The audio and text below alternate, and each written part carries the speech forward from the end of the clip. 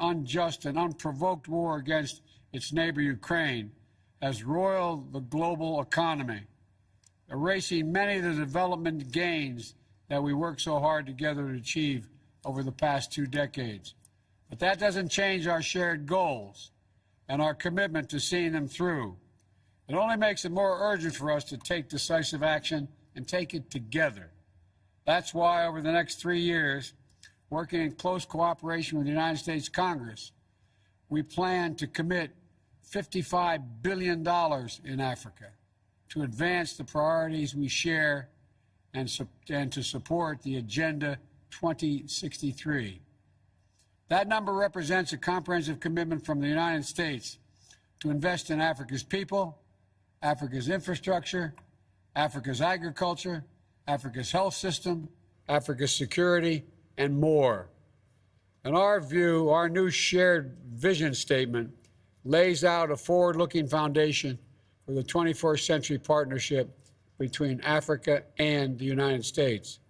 We want to work with you on these issues that matter most to our people's lives, and we're looking to increase our collaboration in every area, from rural communities to urban centers to cyberspace to outer space. In addition to our investments, we're also committed to helping African countries assess the financing you need to build sustainable and inclusive economies. We're leading a global effort to pursue equitable arrangements for global creditors to provide debt relief so nations can prioritize their people, not backbreaking debt payments. And I'm asking the Congress for the authority to lend $21 billion to the International Monetary Fund to provide access to necessary financing for low and middle income countries that are so difficult to come by now, and will help Africa's recovery efforts and support projects that build resilience against future crises. As we engage with your countries, the United States will always lead with our values: support for democracy, respect for the rule of law, commitment to human rights, responsible government. All are part of our DNA. That doesn't mean we always get everything right. We surely don't. And the work of democracy is never finished or never guaranteed. It's about consistent and constant self-improvement.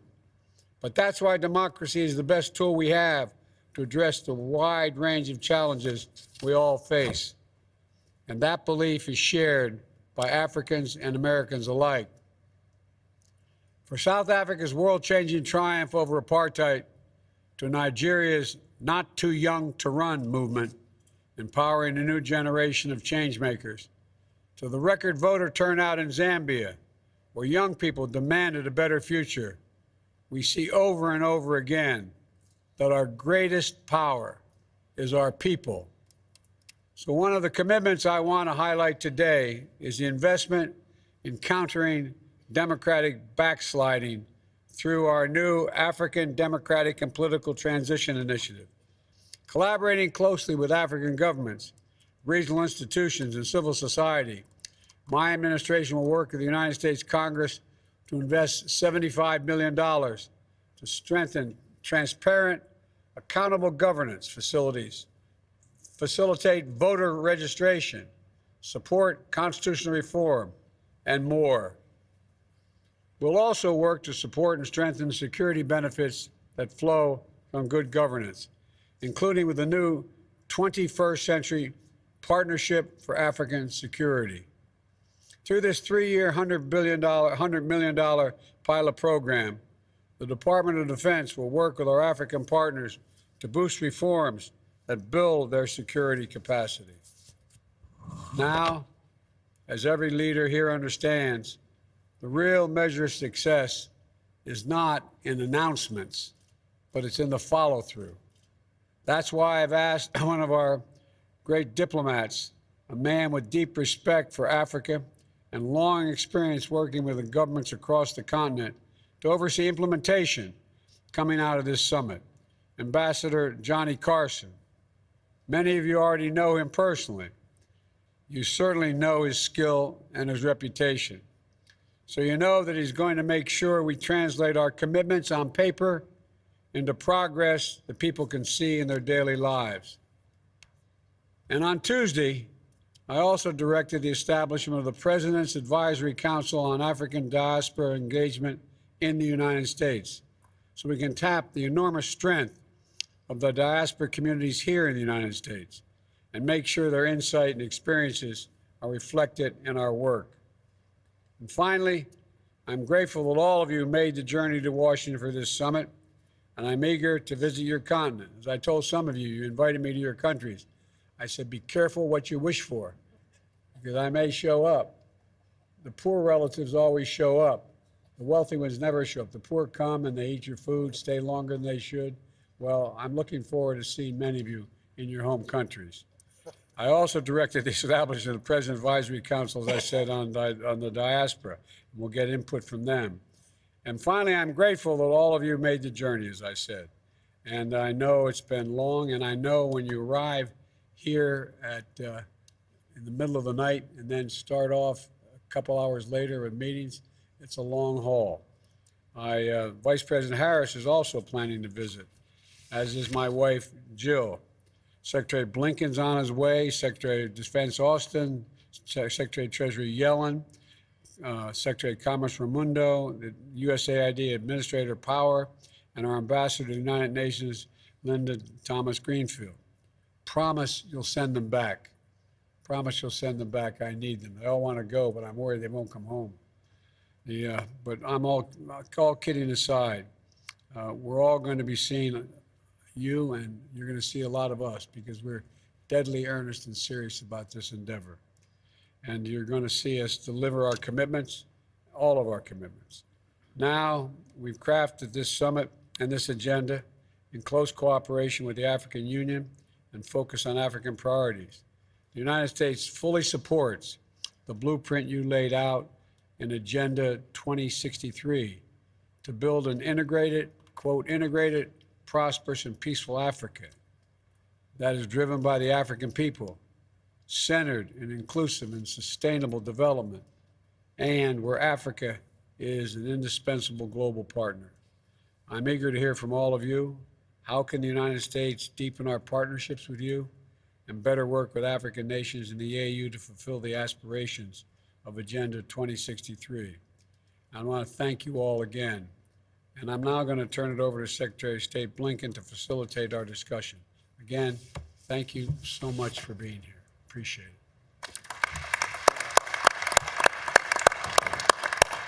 Well, Mr. President, thank you very, very much. And let me just add my own sincere and warm welcome to all of you today. This is the last day of the summit. We've had a multiplicity of events, meetings, conversations, but I think this is the first time everyone is actually around the same table. And I got to say, looking at this, if a photograph is worth 1,000 words, well, we've got probably 10,000 words here. It's a very powerful photograph to see. To start things off, we very much welcome getting the African perspective, starting with the President of Senegal, the Chairperson of the African Union, President Macky Sall. Monsieur le Président, micro est à vous. Merci beaucoup, Monsieur le Secrétaire d'État, Monsieur le Président. Thank you very much, Mr. President Joseph Biden, Mr. Secretary of State, dear hostess, dear colleagues, heads of state, ladies and gentlemen, ministers. On behalf of Africa, I would like to thank President Biden for his warm welcome. I would like to thank your wife, Jill Biden, for the delicious dinner we had at the White House yesterday and the wonderful music that came along with that dinner. Thank you for your hospitality. I would like to commend the excellent organization of our summit. We appreciate your attachment to the African and American partnership and the considerable time and effort that your administration has committed to organizing this summit. And it's in this spirit that we have come to revitalize our common agenda with you. Certainly, times are uncertain and troubled. The challenges are more numerous and complex, but it's in hard times that friendship finds its greatest test of greatness, trust, and mutual respect. In this time of profound transition, working together, this requires another way of thinking of the world.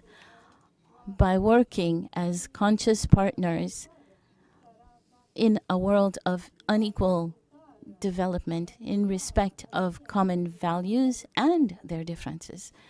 On this basis, Mr. President, Africa, through my voice, wishes to share with you 6 priorities and a message for our summit. The first priority: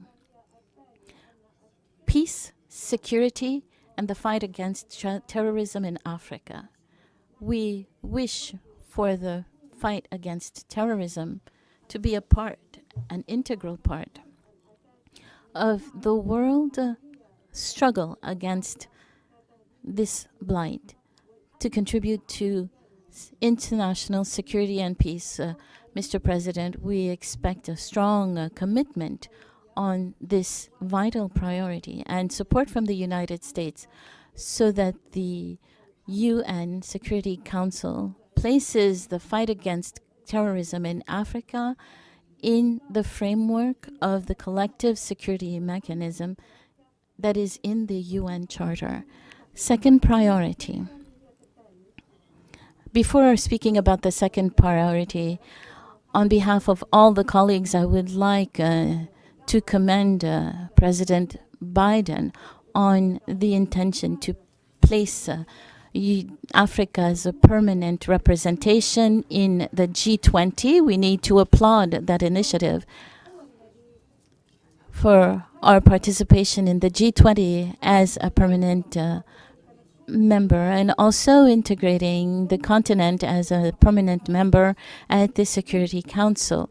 The second priority, Mr. President, before the triple impact of climate change, health crisis, and a major war, Africa presents its advocacy for partial allotment of special drawing rights, and you raised a very important aspect, and we hope that the Congress can accompany you in this endeavor and the implementation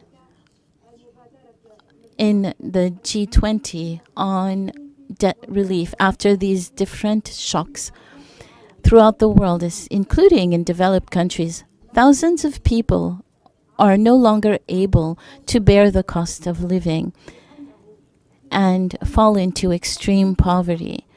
The situation is even more difficult for much more weaker economies such as ours.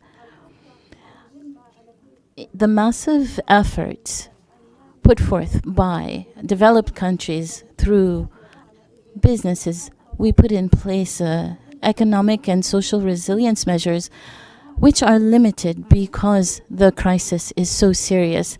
This is why we advocate for an action in solidarity that is international to reinforce resilience and economic revitalization. I have to say that the current crisis weakens democracy on the continent. Indeed, without some betterment that is economic, democracy will always remain fragile and vulnerable, with the risk of instability, which we've already witnessed in several countries. The third priority, Africa wishes a more sustained commitment on investment in development infrastructures, roads, railroads,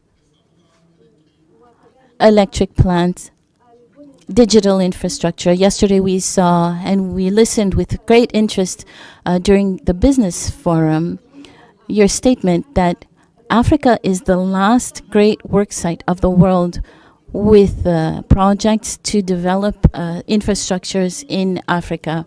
Some have begun, and others are to be begun. These are opportunities for investment for shared prosperity. Pour l'Afrique, nous appelons à la mobilisation diligente des ressources annoncées par le G7. We ask for the mobilization of sources launched by the G7 for the world infrastructure and for investment to support the implementation of infrastructure in Africa. Obviously, it's not about just about mobilizing the public sector, although it does need to be involved, but funds need to be invested in Africa to invest and to obtain private investments. The priority, Mr. President, is that Africa is subject to the pollution, the plight of pollution, and we want a solid development in carbon, which is resilient to the climate change. I remind you that according to the estimates made by GIEC, Africa needs $86 million per year by 2030 to fund these needs to adapt. Since financial commitments in order to to fund the commitment, Africa's governments will continue to resort to debts to finance their green projects and their mixed energy strategies. But Africa asks for an equitable green transition to satisfy its industrialization needs and at a competitive cost, and to ensure the universal access to electricity in more than 600 million families who still don't have electricity. This is a responsibility that we African leaders could give up on, but we need to use our available resources in the field of energy transition. This fifth priority, Africa would like to work with the United States to win the war against hunger. We salute your country and your support to financing funds in the context of the World Bank for food production. In the media, Africa would like urgent measures to be taken to facilitate the access to the markets of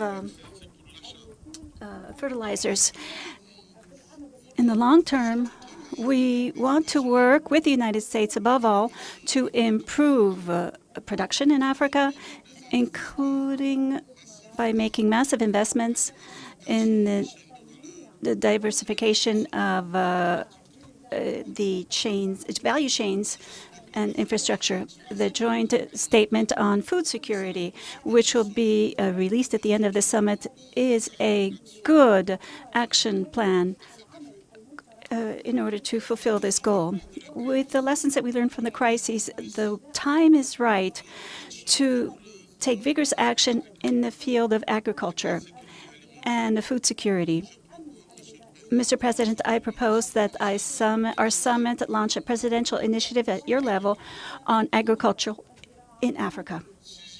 Sixth priority, Africa asks for a more inclusive and just world governance by accelerating the reform process of the UN Security Council and to give a seat to the African Union in the UN.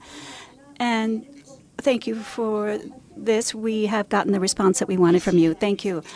And we want the support of the United States, and we thank the United States very warmly for the commitments that they made for Africa's place at the G20. And this will happen at the next G20 summit. So thank you, Mr. President. These are the 6 priorities. As far as our message is concerned, this is a renewed commitment to open, for dialogue and partnership, for strong international relations. In this spirit, Africa calls for the lifting of sanctions which continue to affect the Zimbabwean people. Zimbabwe has been sanctioned since Mugabe's time, and I think it's time to lift these sanctions so that the Zimbabwe people can continue to fight efficiently against underdevelopment and poverty. In the name of my colleagues, I must also tell you that we are concerned, Mr. President, by the American bill on economic and trade between your country and foreign powers. This bill, with its sanctions, which targets a whole continent, is the first in international relations. Africa is asking why such a bill exists and why Africa is targeted. And in the spirit of the rules of the World Trade Organization, we ask for this project to be reviewed for the implementation of this would damage the relationships between the U.S. and Africa, and we don't want this to happen. Our hope, and that's why we're here today with you, our hope is to pursue with you our common efforts for the Africa-U.S. Partnership and build together this partnership on a more solid and confident nature for progress and shared prosperity for our people.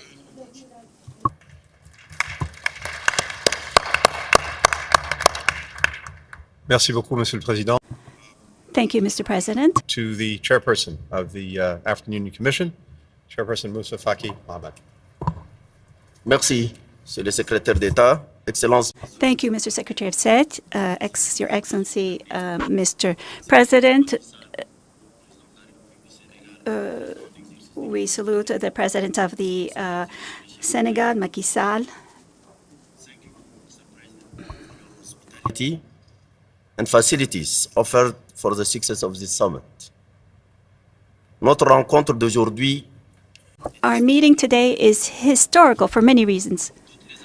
All the aspirations which were undertaken with the help of the President Macky Sall are part of the Agenda 2063 converge upon our goals, which concern peace, integration, inclusive development, good governance, democracy, and human rights. This was the result of a collective intellectual effort of men and women who in Africa, politicians, university experts, civil society, and the private sector. The Agenda 2063 is a concentration of both doctrines and programs for Africa for the next 50 years since it was implemented in 2013. To ensure its success in its objective, Africa is counting on its own efforts, on its own genius, and is committed to a solution provided by Africa itself. It counts on the solidarity of its friends, and respect, and mutual advantageous results. In this perspective of solidarity, we say sincerely to all of our partners that we prefer concrete action rather than intentions of goodwill. We know that seeking practical solutions is agreed upon by our American partner. And this is our wish, and the most ardent wish, is that the partnership with the United States will give us the financial needs that we need in order for it become a real lever for the fulfillment of these goals for the Agenda 2063. It will be this partnership that will be significant for our people. Thank you very much.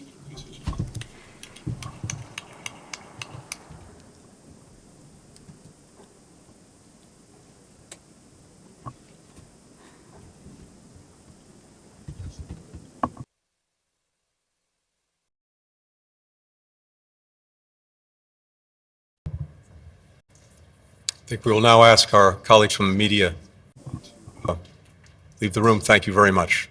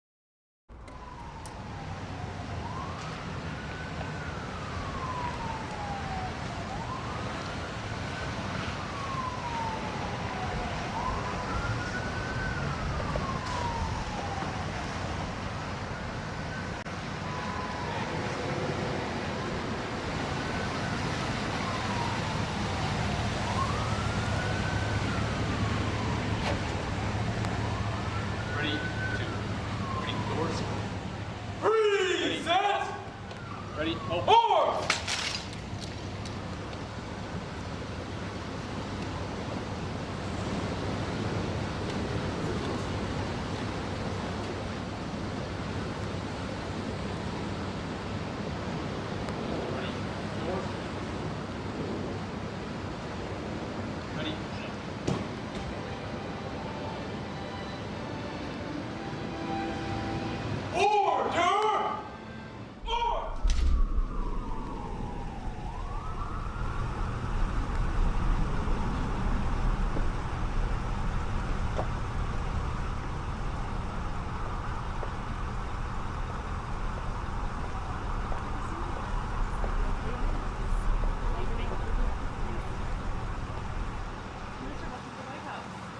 Present arms.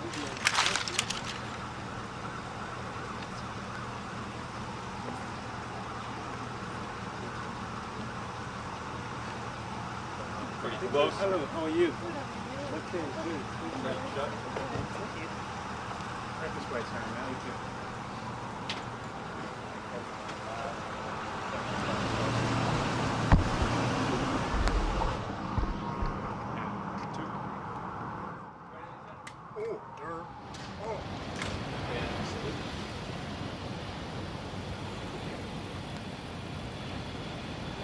Ready, two. Ready, doors. Present arms. Ready, pop. Ready, open.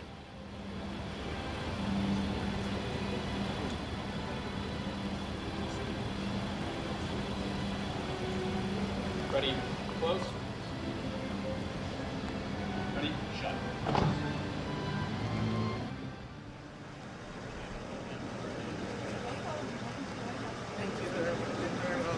Ready, close. Ready, shut. Order arms.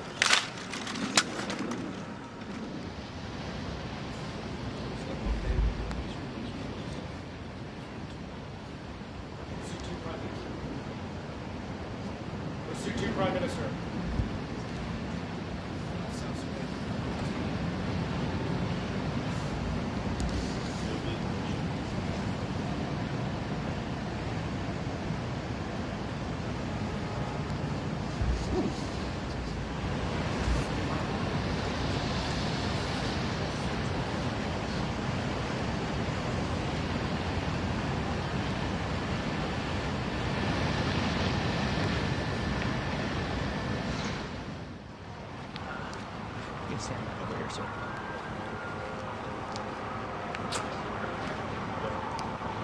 Are you guys next?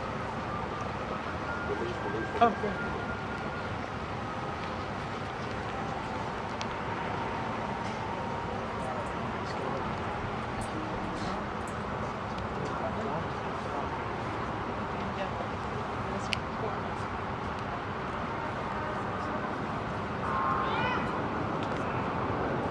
Honor, go!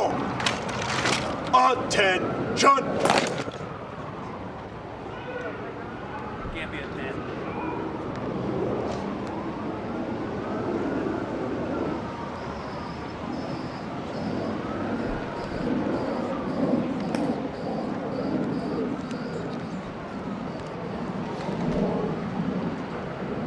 And Luke.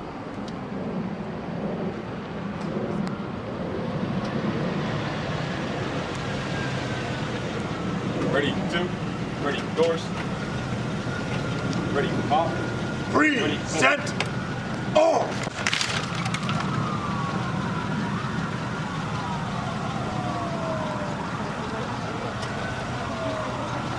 Ready, close. Ready, shut. Order! All!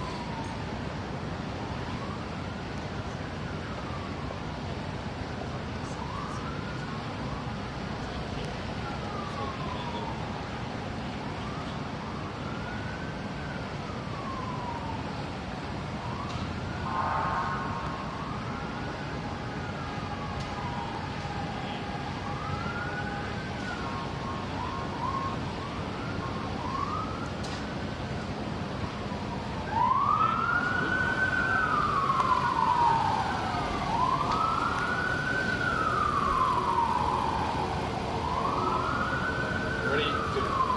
Ready, doors. Present! Ready, all.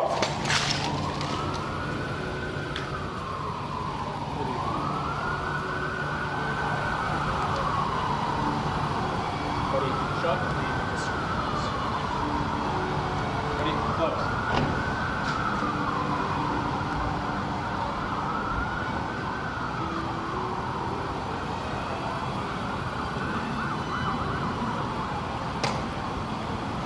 Order! Off!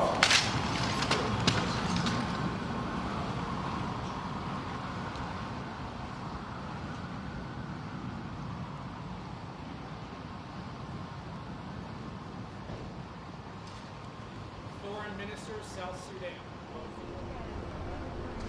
Ready, shut.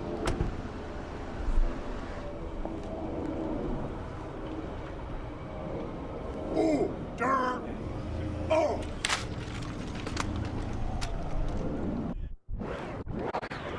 Ready, open.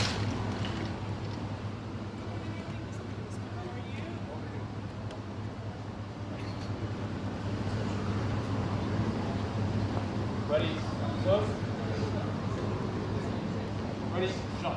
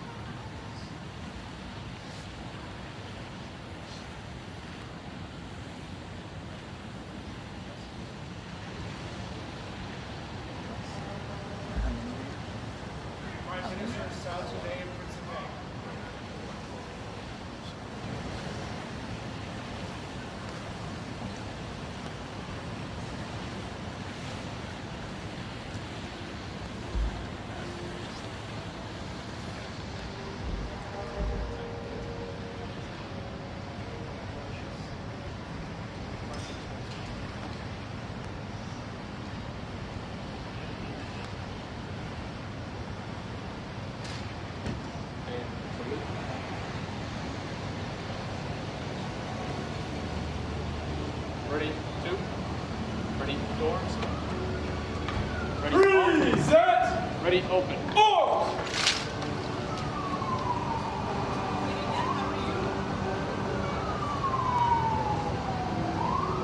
Ready, close. Ready, shut.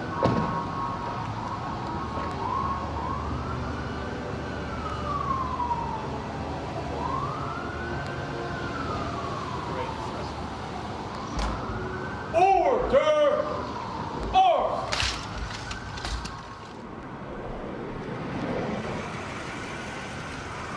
Ready, two. Ready, doors. Ready, pop. Ready, open. Present! Oh!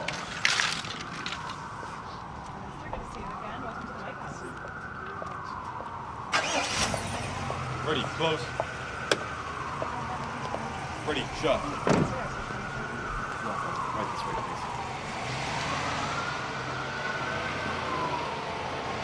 please. Order! Oh!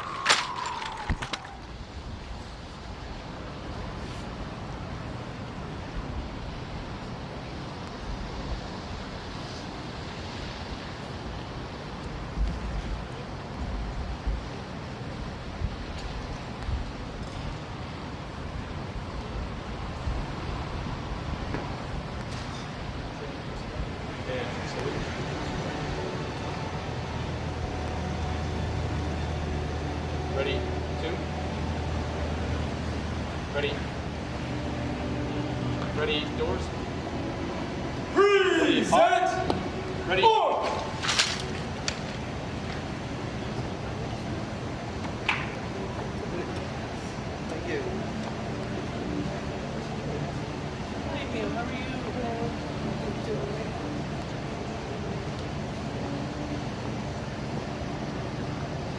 Ready, close. Ready, shut.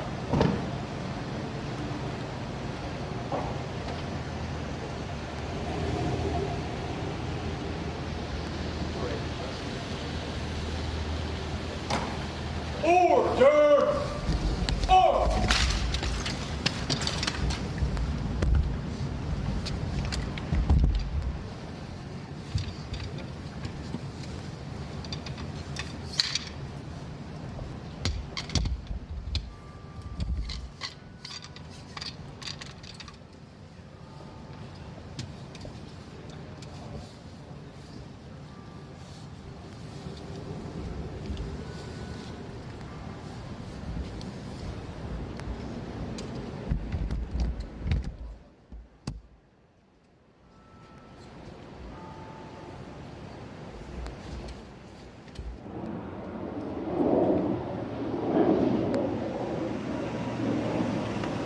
Ready, two.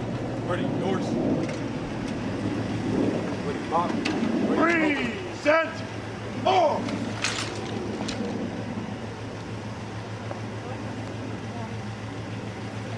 Ready, close. Ready, shut. Order! Oh!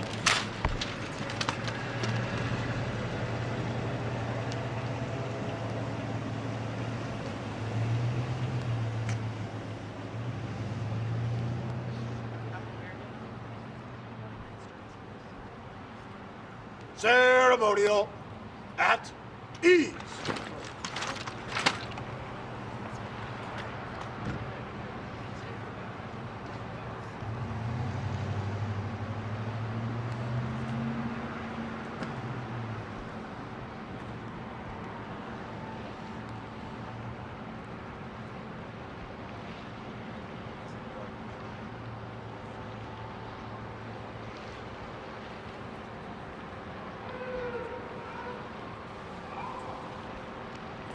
Honor, go. Attend. Eswatini, Prime Minister and spouse.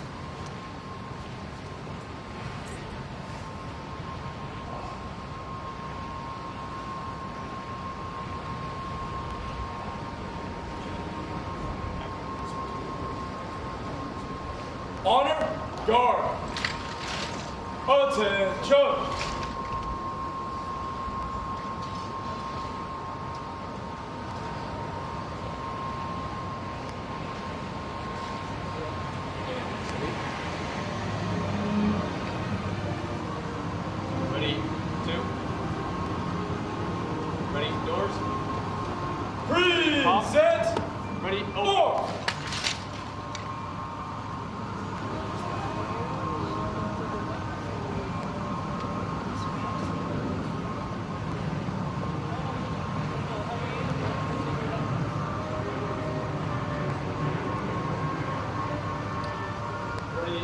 Up.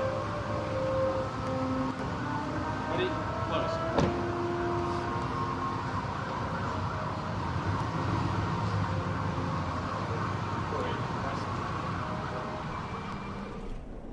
Ready, pop. Present. Oh!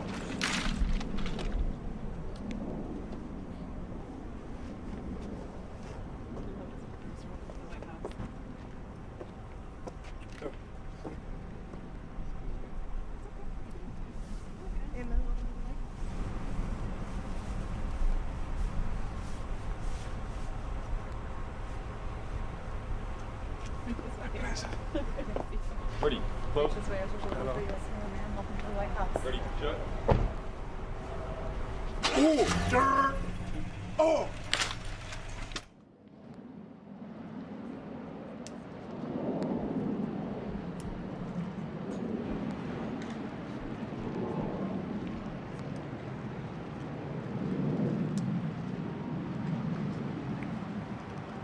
Okay, salute.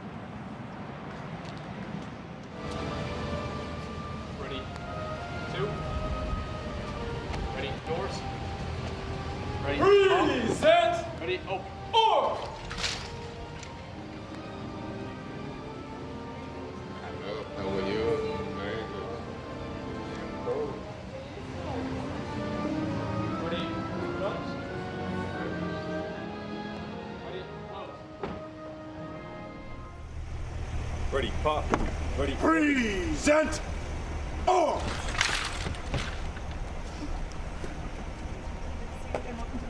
Thank you very much. Thank you very much. Ready, close. I have a wife sometimes. Ready, shut. Yes.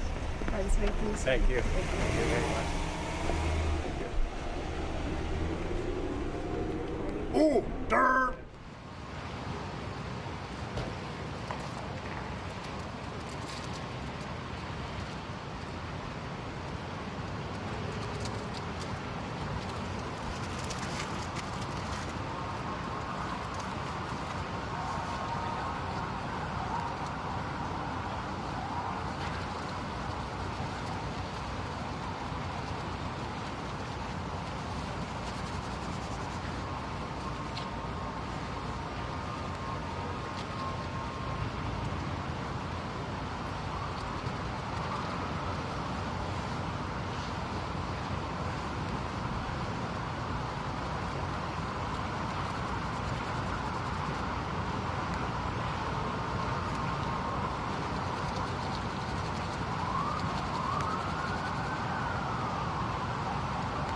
Ceremonial at ease.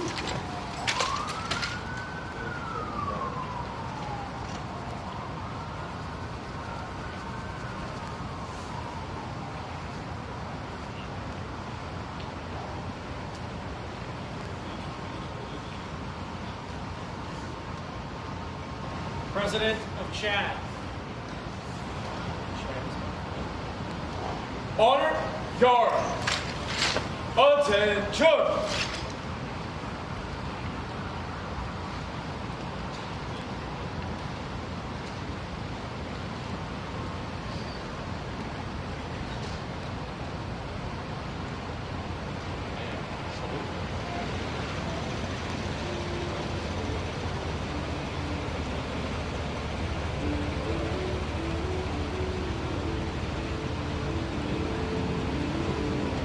Ready, two. Ready, doors. Present. Open.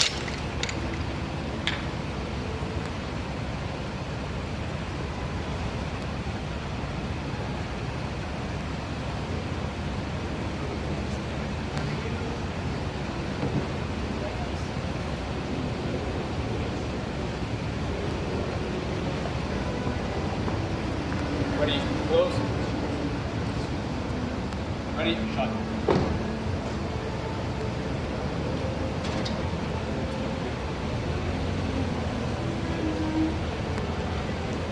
Order! Up!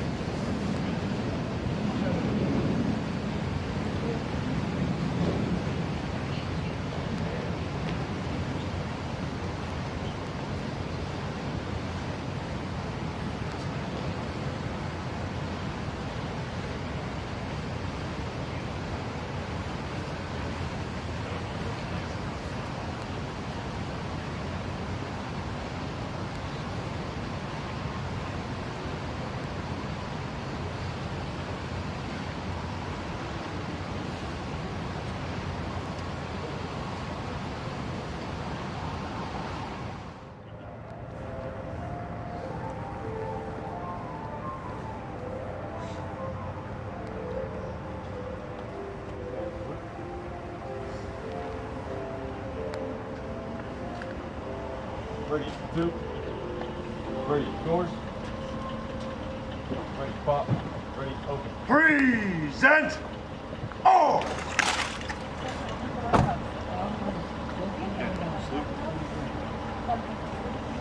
Ready, close.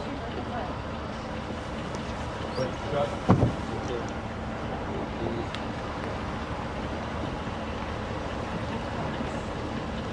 Order. Oh!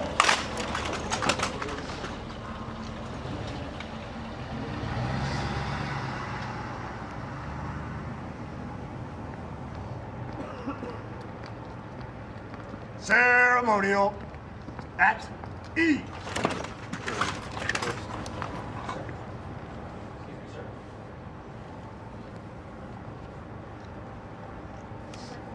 Guys, anything you want us to do differently? Why can't we 1 or 2?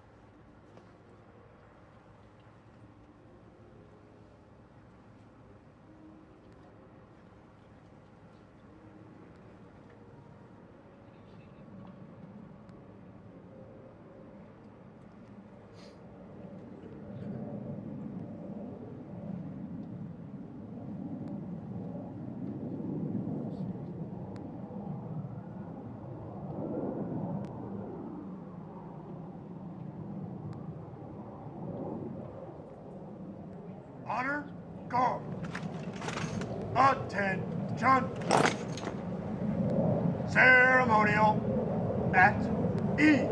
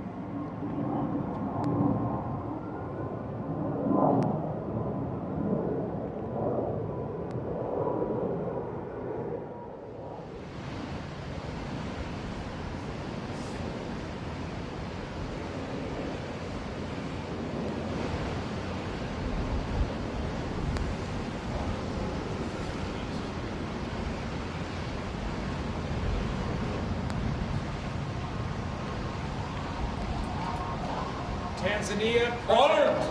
Guard. Attention.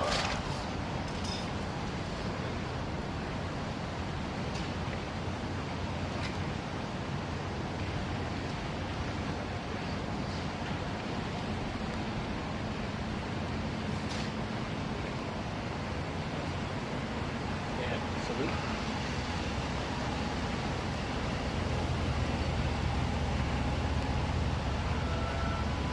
Ready, two.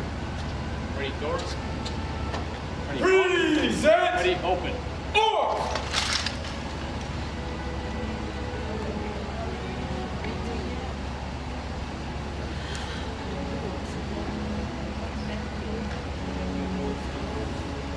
Ready, close. Ready, shut.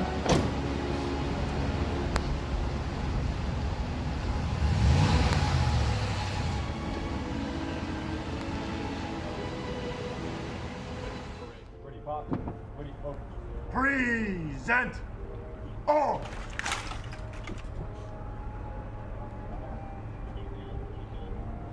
Ready, close. Ready, shut. Order. All.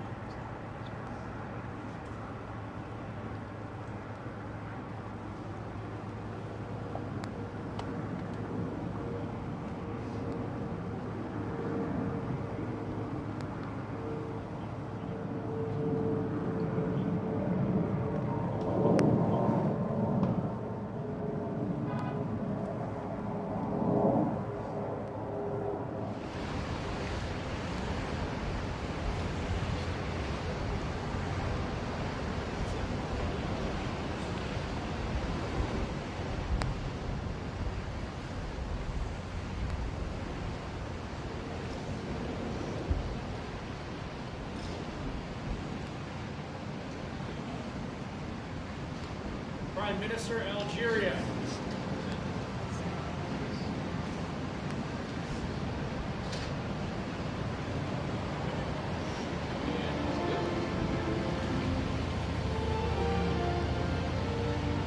Ready, two. Ready, doors. Present. Ready, open. Or.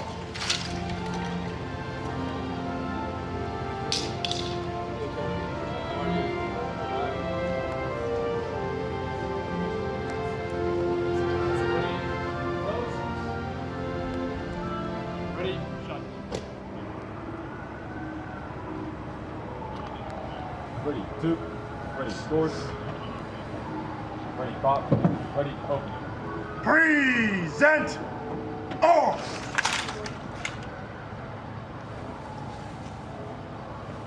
Ready, close. Ready, shut.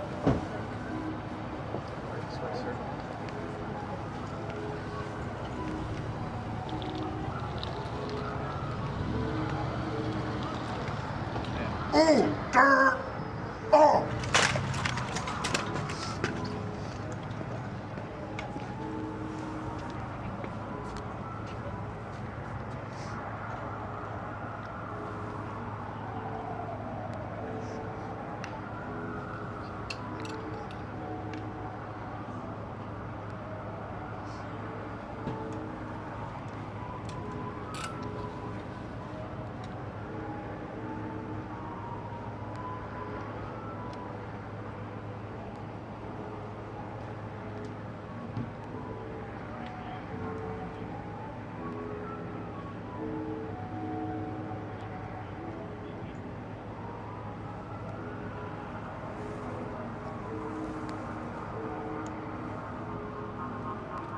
Ceremonial at ease.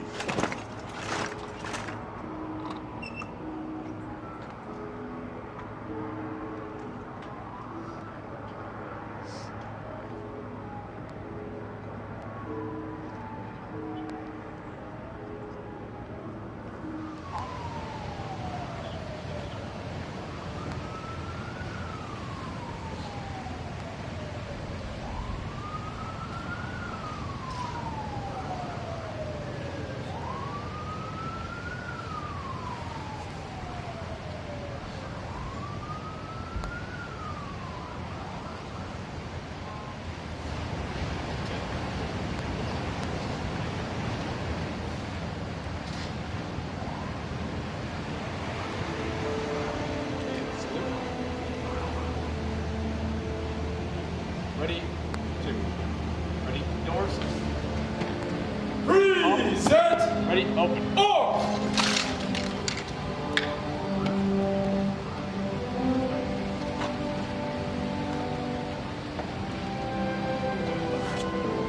Good evening, fine evening.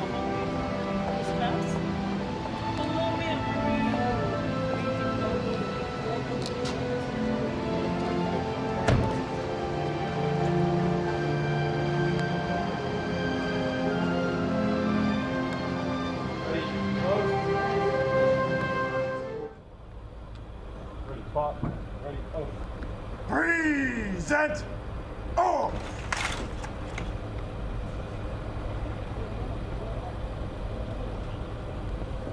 Ready, close. And salute. Ready, shut.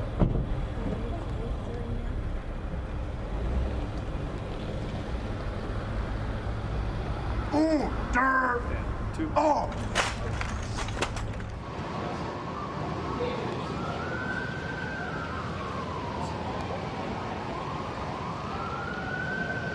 President of Somalia.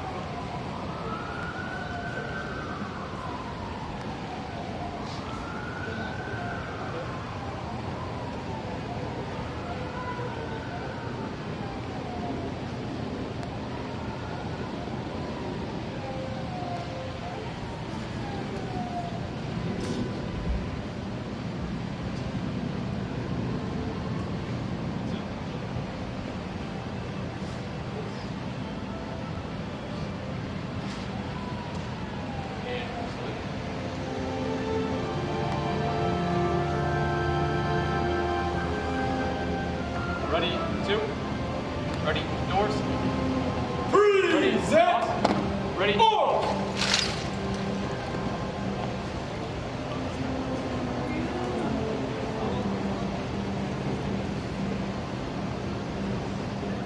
ready, close. Ready.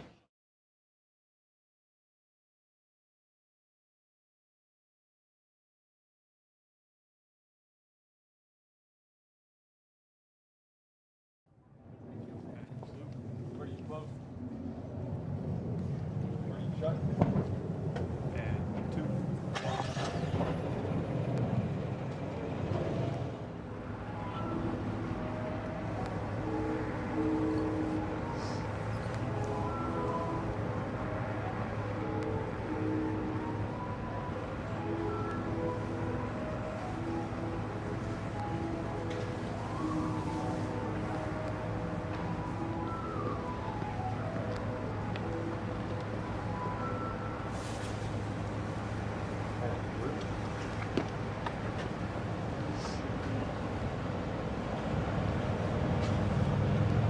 Ready, 2. Ready, doors. Ready, pop. Ready, open. Present all.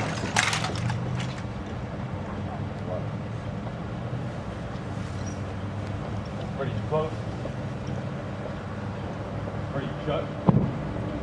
And sleep.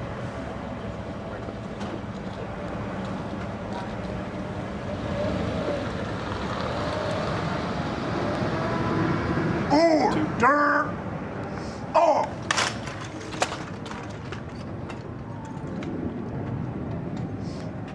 Ceremonial at ease.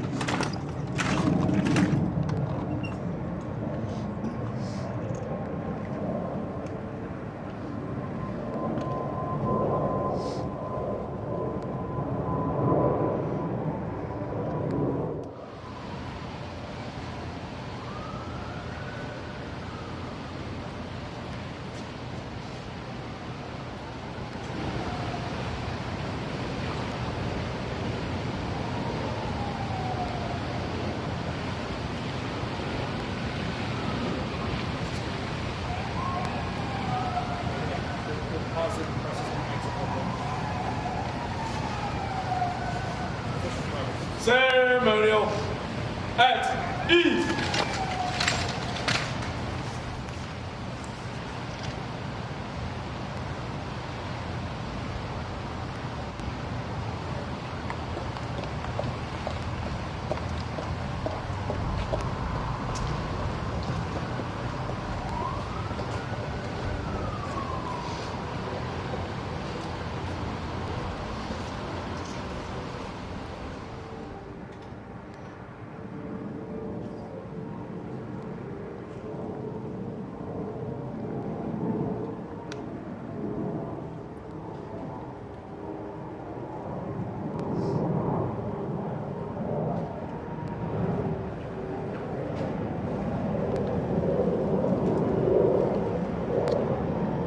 Ready, 2. Ready, doors. Ready, pop. Ready, open. Present all.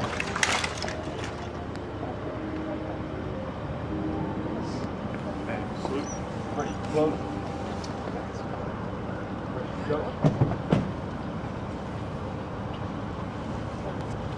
And 2.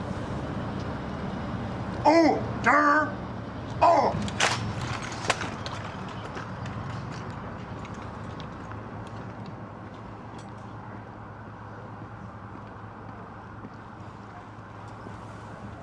Ceremonial at ease.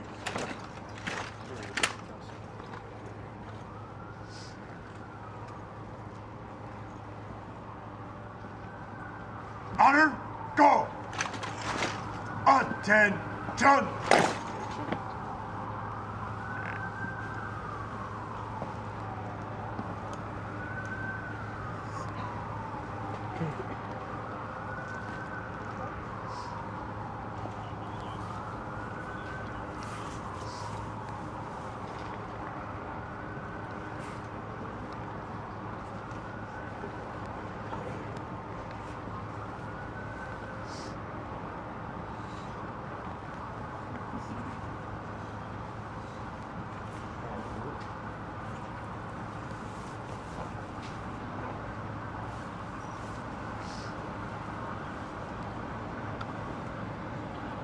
Ready, 2.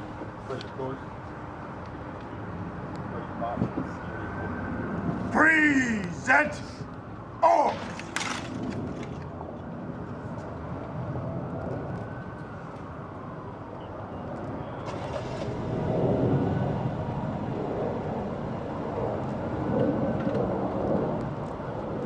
And sleep.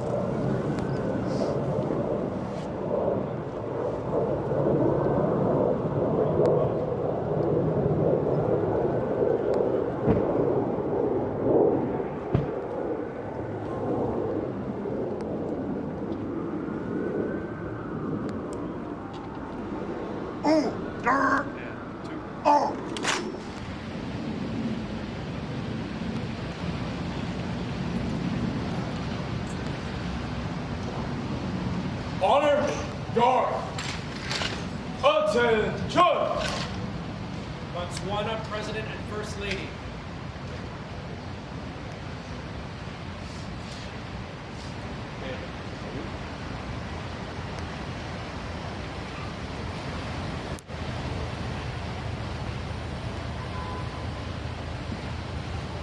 Ready, two. Ready, doors. Present! Arms! Ready, pop. Ready, open. Good evening. Hey, well, thanks. Nice seeing you again.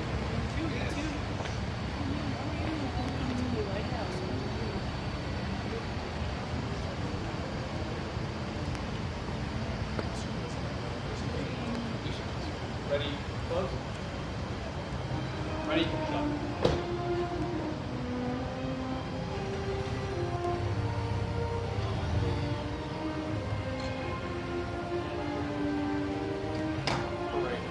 Order! Arms!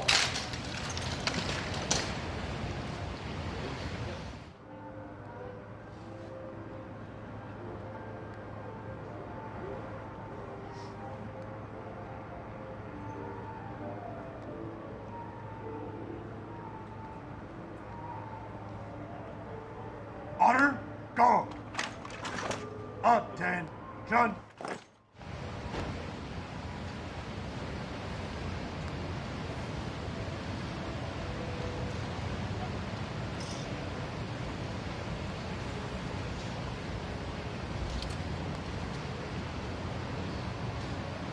Guinea-Bissau President.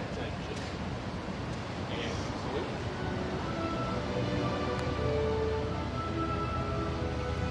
Ready, two. Ready, doors. Ready, pop. Present! Ready, Arms!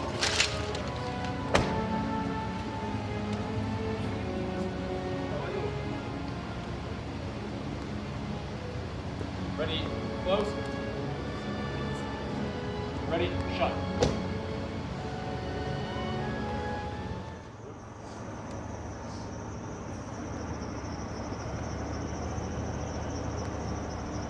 Ready, two. Ready, doors. Ready, pop. Ready, open. Present. Arms.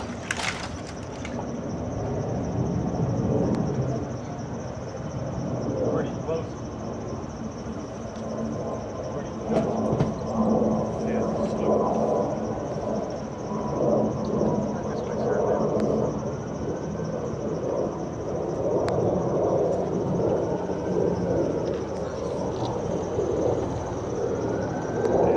Order. Arms.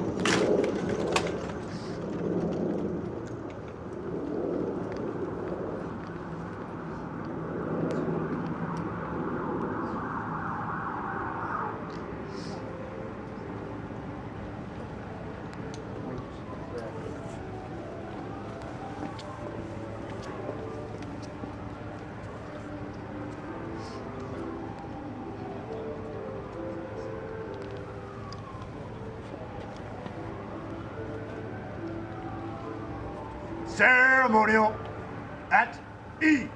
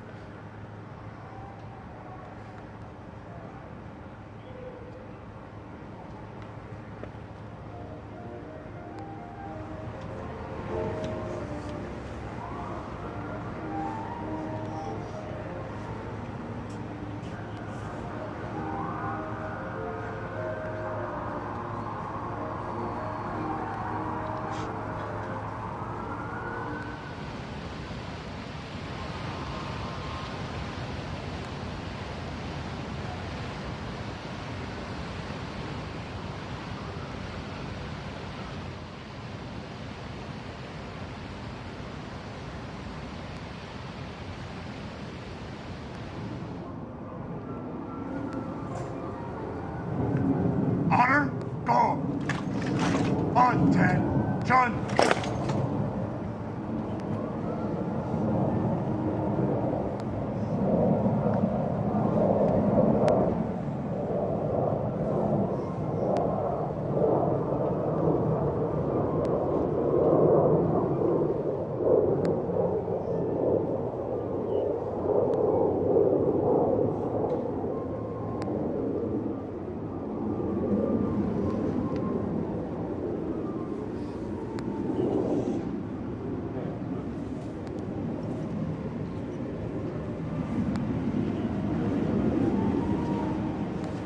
Ready, two, ready, doors.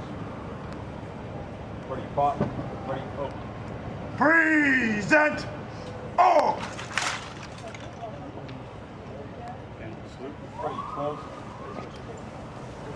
Ready, shut.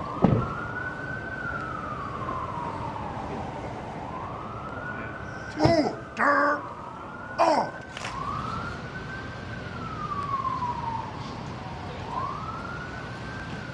Honor, guard. Attention. President, Central African Republic.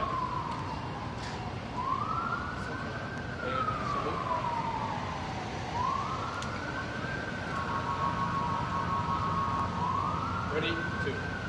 Ready, doors. Ready, Present. ready, open. Arms.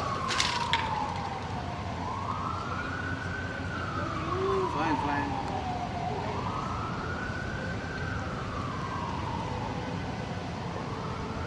Ready, close. Ready, shut.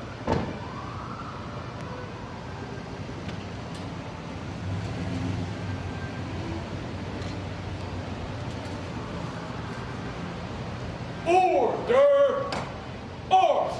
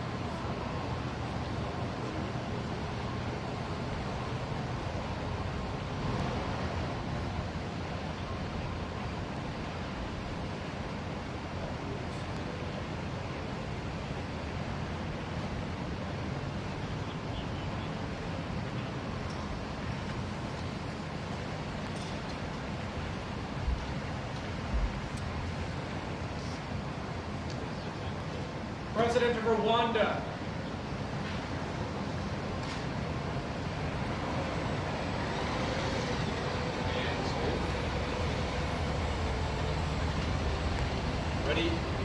two. Ready, doors. Present.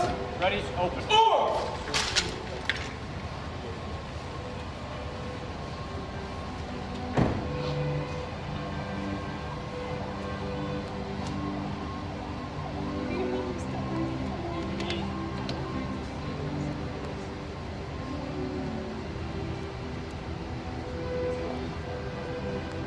Ready, close. Ready, shut. Ready, doors. Ready, pop. Ready, open. Present. Arms.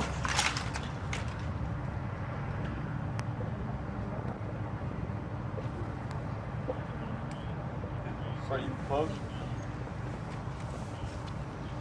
Ready, shut.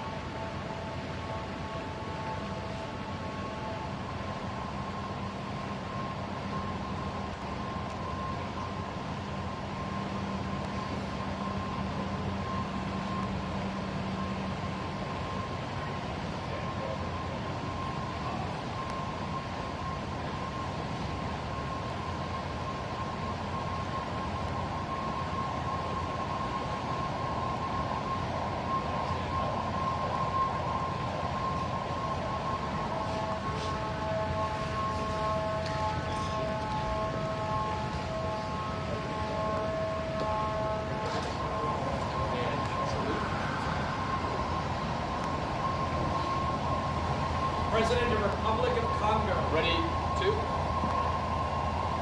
Ready, doors. Ready, pop. Present. Ready, open. Arms.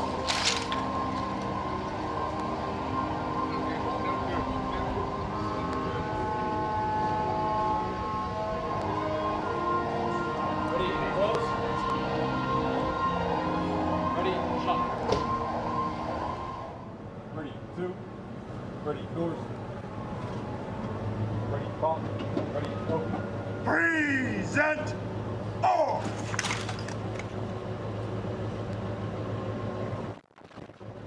Salute. Ready, close. Ready, shut. Order. Arms.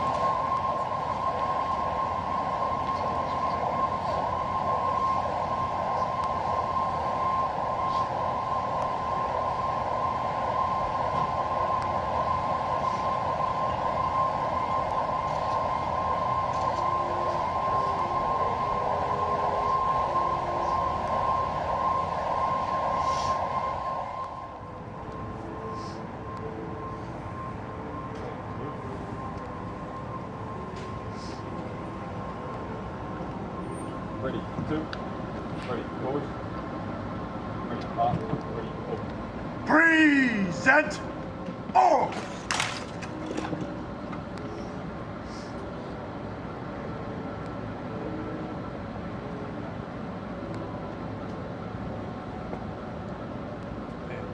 Salute.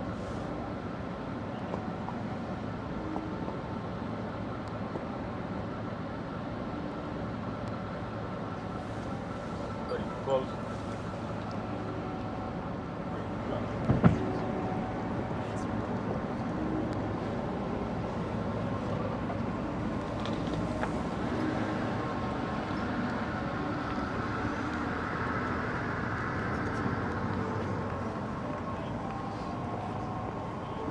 Order. Arms.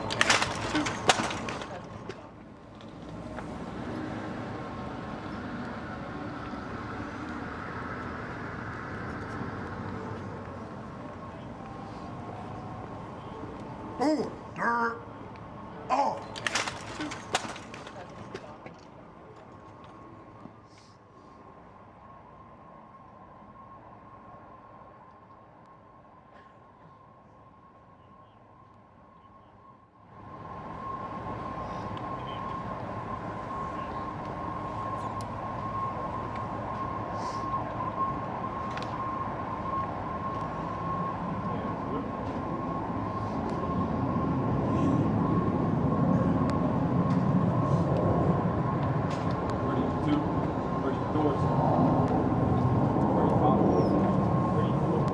Present.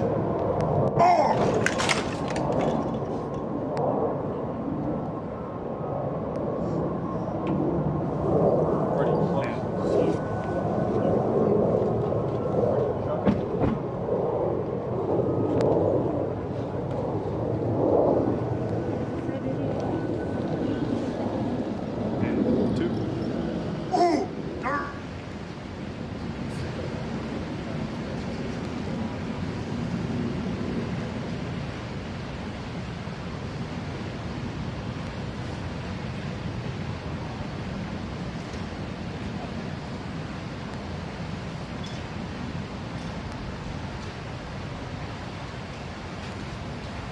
Ghana, President and First Lady.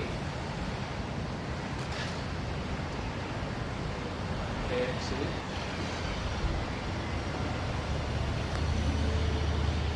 Ready, two. Ready, doors. Present. Up. Ready, open.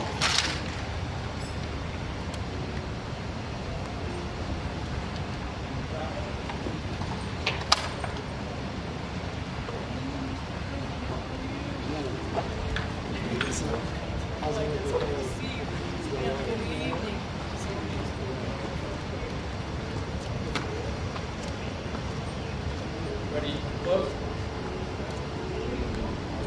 Ready, shut.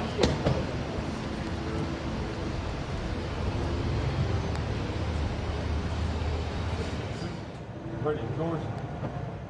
Ready, pop. Ready, open. Present. Off.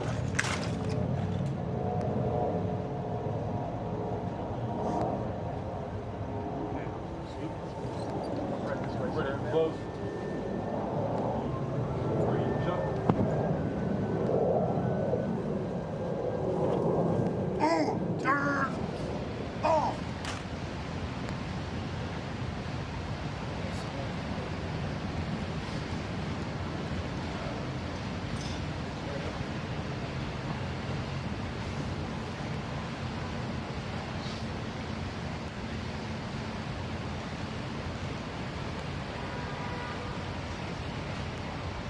President of Djibouti.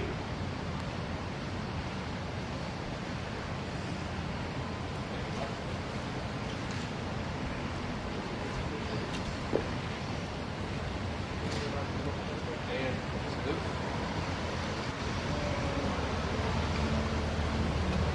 Ready, two. Ready, doors. Ready, up. Present. Ready, open. Off.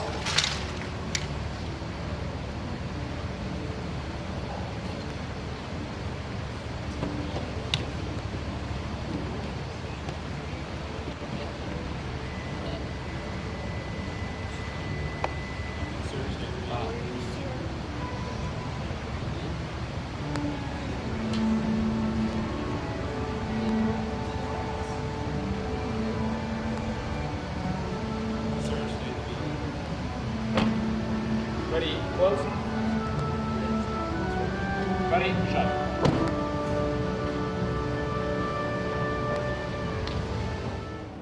Ready, two. Ready, doors. Ready, pop. Ready, open. Present. Off.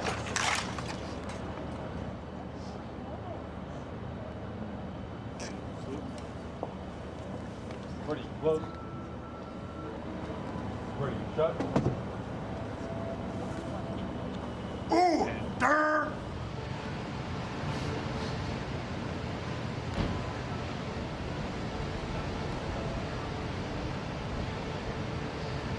President and First Lady of Liberia.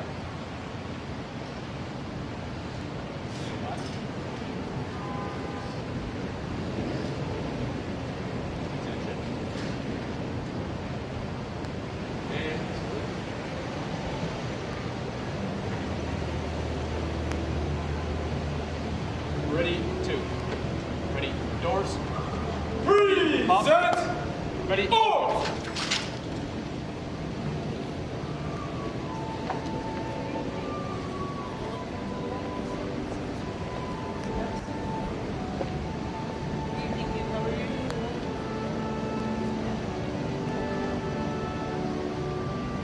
ready, close.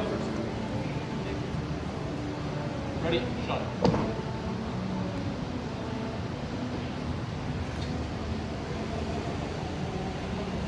Order.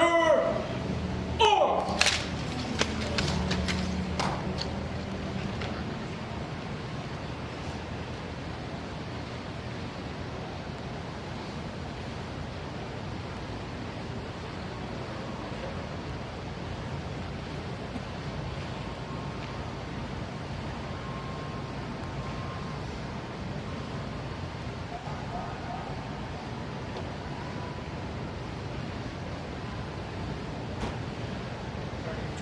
Into this door so far. 23.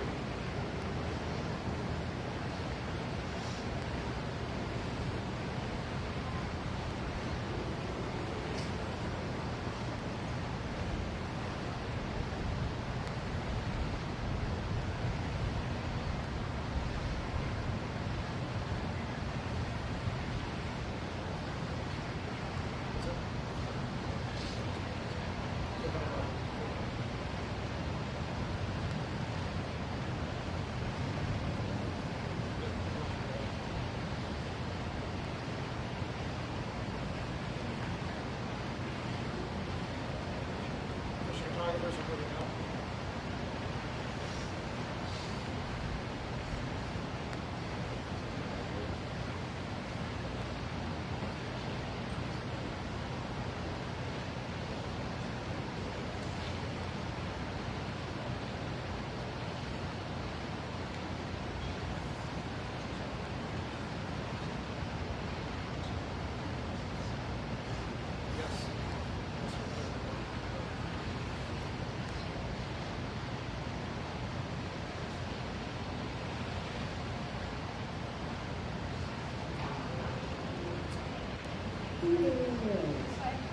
This way.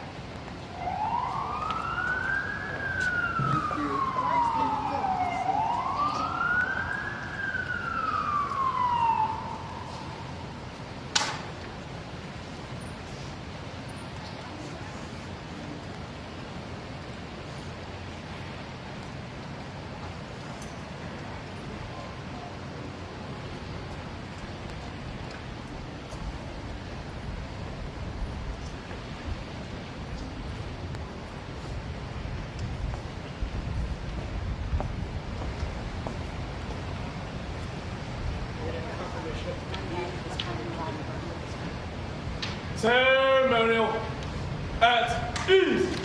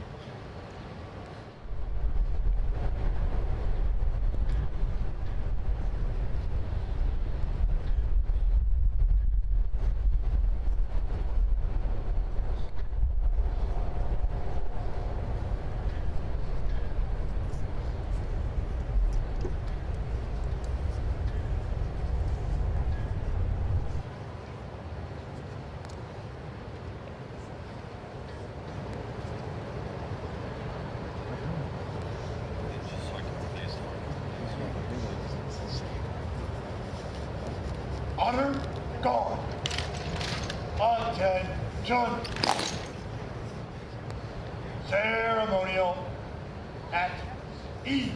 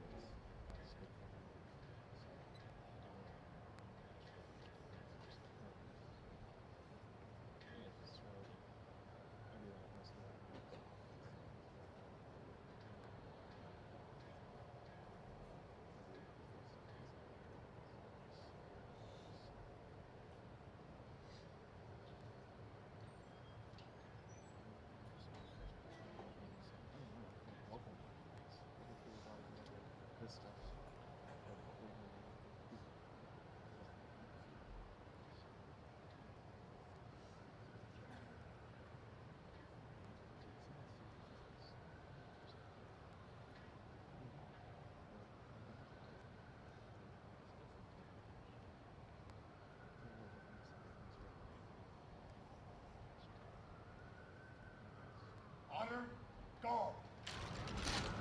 Attention. Ceremonial at ease.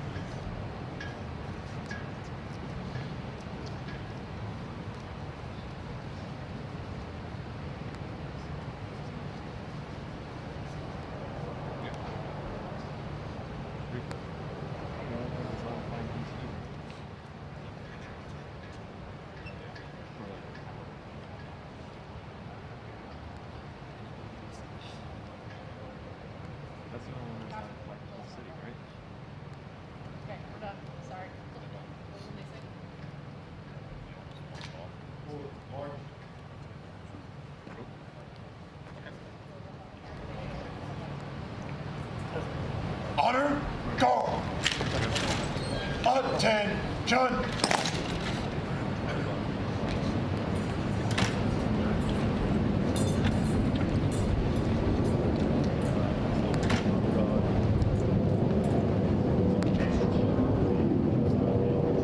Ready?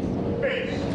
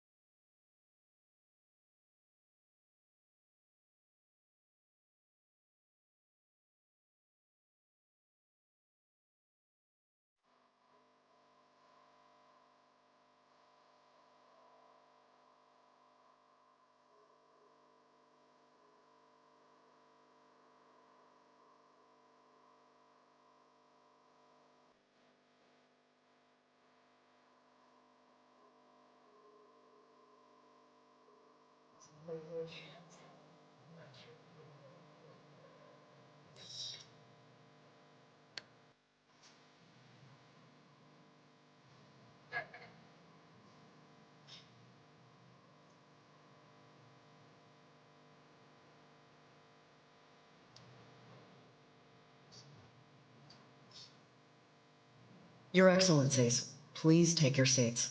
We will begin momentarily.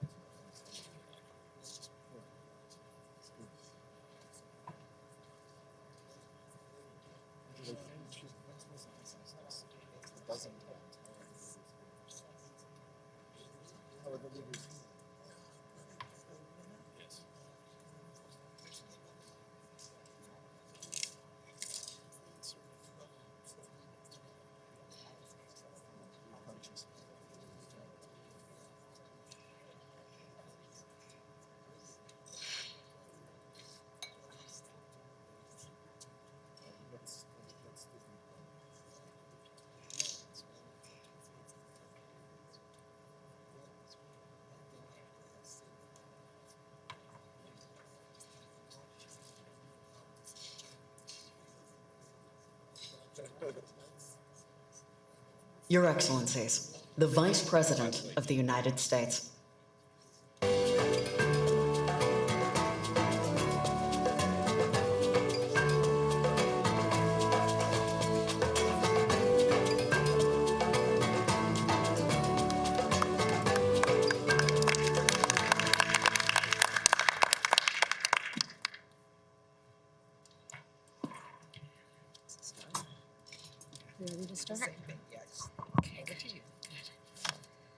Good afternoon, everyone, and welcome. It is my great honor to convene this group. Needless to say, I think it's been clear over the last couple of days that our administration strongly believes African leadership in multilateral institutions is essential to address global challenges and within multilateral institutions. And our partnership will be grounded in candor, openness, inclusiveness, shared interest, and mutual benefits. Because as I said on Tuesday, our administration intends to invest our time and energy to fortify partnerships across the continent and within multilateral institutions. We are guided not by what we can do for Africa, but by what we do with Africa. And as the President announced, I will be traveling to the continent next year and very much look forward to furthering the relationships that are being strengthened over the course of these days. Earlier today, you met with President Joe Biden on Agenda 2063 and discussed how we can support your leadership and vision of a fully integrated African continent. This session will build on that work. In particular, this session will focus on 3 key priorities. 1, the promotion of international rules and norms that advance prosperity and security for all. 2, a plan to strengthen cooperation between the United States and Africa in multilateral institutions. And 3, an identification of ways to make progress within these institutions on pressing challenges, including the issue of food security, climate change, and security in the Sahel.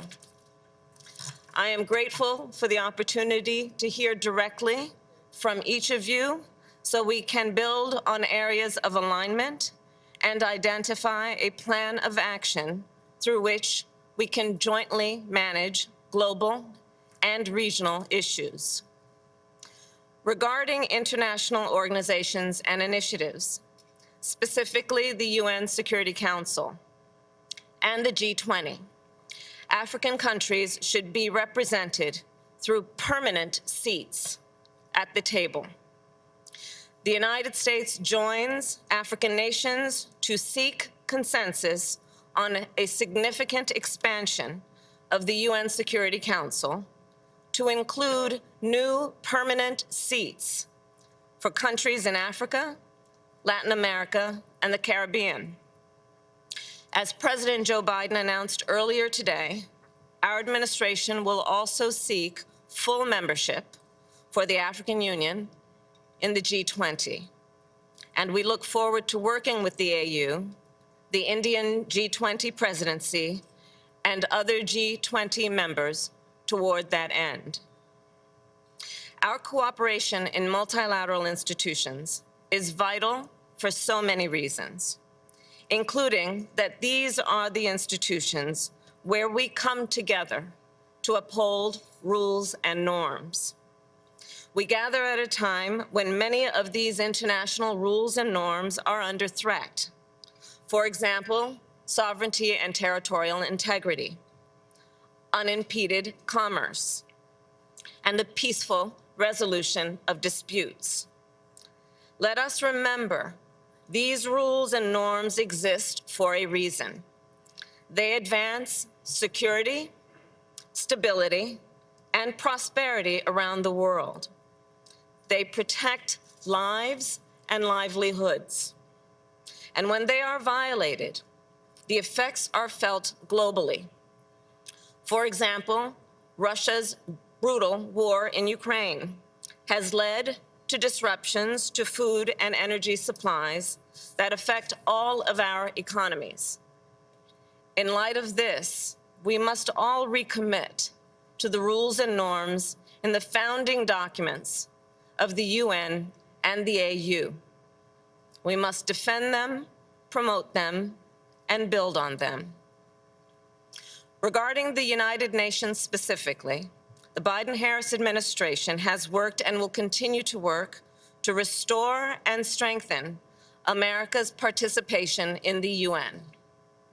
We will stand firmly behind the UN Charter and the spirit of the United Nations, which is centered around collective action to address problems that affect us all, including peace and security, public health, sustainable development, and human rights.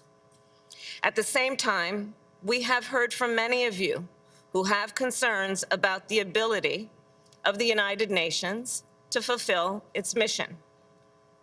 As President Joe Biden said at this year's General Assembly, the United States takes these concerns seriously.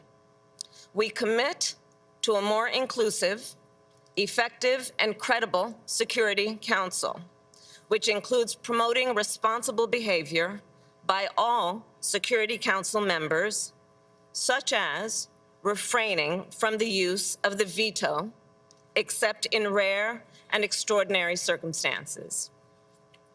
Of course, our multilateral engagement and partnership extends beyond the UN. The United States is a long-standing supporter of the African Union. In 2006, the United States was the first non-African country to establish a diplomatic mission to the AU. Since then, we have worked together to support peace building and prevent conflict across the continent. We have worked to strengthen the partnership between our private sectors, And together, our public health agencies have combated Ebola breakouts and COVID-19. We also intend to strengthen the United States' partnership with regional economic communities. We support these regional economic communities because, of course, they help foster integration in Africa, and because each region, of course, has distinct challenges and needs. Over the course of this session, let us work together to identify additional areas of cooperation between the United States and these communities. As you know, yesterday during the U.S.-Africa Business Forum, the United States Trade Representative signed a memoranda of understanding with the Africa Continental Free Trade Area Secretariat to help increase intra-regional trade with Africa. In the past 2 years, we have made important progress together, and we must and we will do more. As part of this, the United States is committed to working with African nations to strengthen our multilateral cooperation. I thank you each for your participation in this convening, and I look forward to our discussion. And with that, I will now invite Commissioner Fake to speak.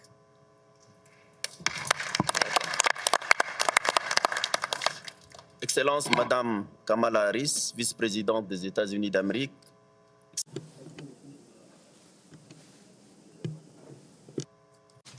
Excellency, Madam Kamala Harris, ladies and gentlemen, multilateralism in this important program of the summit proves our vision common of international relationship based on shared values,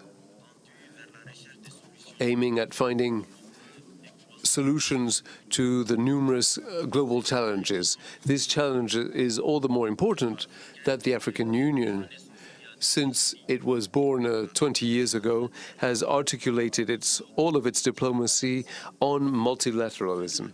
The end of the Cold War gave us hope for a geopolitical context that would be favorable for multilateralism and for its consolidation to the benefit of solidarity among the people of the world. This choice of the AU is based on the values linked to multilateralism and is based in our hope of an international arena not only organized around the interests of the more powerful states. We shouldn't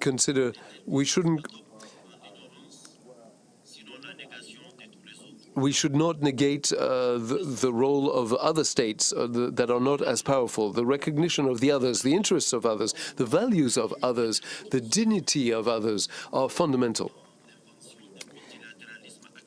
In multilateralism, such as it is accepted by all and defended by all, introduce multilateralism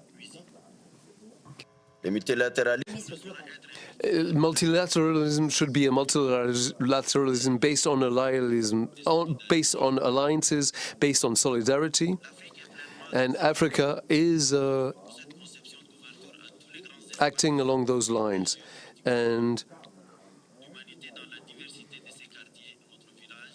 considers that mankind is living in a common village where it needs to flourish. And multilateralism is based itself on the expression of values stemming from our human values and from a legal framework upon which we agree. It's on this basis that peaceful cohabitation of nations is based, security for all, justice for all, peace and well-being for all. Ladies and gentlemen, a few years after the end of the Cold War, the international situation slowly evolved towards a geopolitical configuration characterized by different waves of national selfishness. This reapparition of these practices that seem to be relegated to the past have affected multilateralism and have created silos in the international order and affected the previous consultation and concertation among that defended the interests of the weakest. And multilateralism today is faced with the challenges of the lack of collective response to climate change, violent extremism, terrorism, conflicts, anti-constitutional change, illicit trade of all kinds, pandemics, the war between Russia and Ukraine, and inequality among nations. All of these challenges are based on transnationality, which, like a hydra with multiple heads, renews itself constantly thanks to the resources of a globalization that has put an end to borders. Excellencies, ladies and gentlemen, faced with these international challenges, which underscore the insignificance of individual efforts by countries, we need to strive towards a renewal of multilateralism, where freedom and respect become sacred values. What will be the role of Africa in this new situation? The representativity of the continent in the main multilateral organizations based on responsible for the political consultation, the international financial institutions, the G20 and the UN to date have not respected the role of the more weak. The voice of Africa is almost impossible to hear in those circles where the main decisions are taken, despite these 3 seats for the non-permanent members at the UN Council. They are subjected to decisions that are taken on their behalf without them having any agency. Let's think about structural change, structural adjustment imposed during the 80s, which were actually turned out to be vectors of indebtedness, destabilization, and greater poverty. The emergency of renewing multilateralism should be based on a reform of the international order in its dual role of global political governance and the reform of the financial and monetary system. This demand should not be linked to the request of favors. Africa has several assets that allows it to play an important role in the global affairs and to significantly contribute towards finding solutions to the global challenges. Among these assets, one needs to mention its geopolitical position. The continent spans both the Indian and the Atlantic Oceans, which are maritime throughways for trade. The resources, fishing, mining, etc., could powerhouse our economies, and its democracy and its youth potentially makes it a great consumer market. As we consider multilateralism today, there seems to be a certain geostrategic myopia, which is ignoring the priorities of our continent. But we are willing to consider that with the rest of the world, and particularly with the US, we can find a solution to all of these scourges that I have just described. Thank you so much.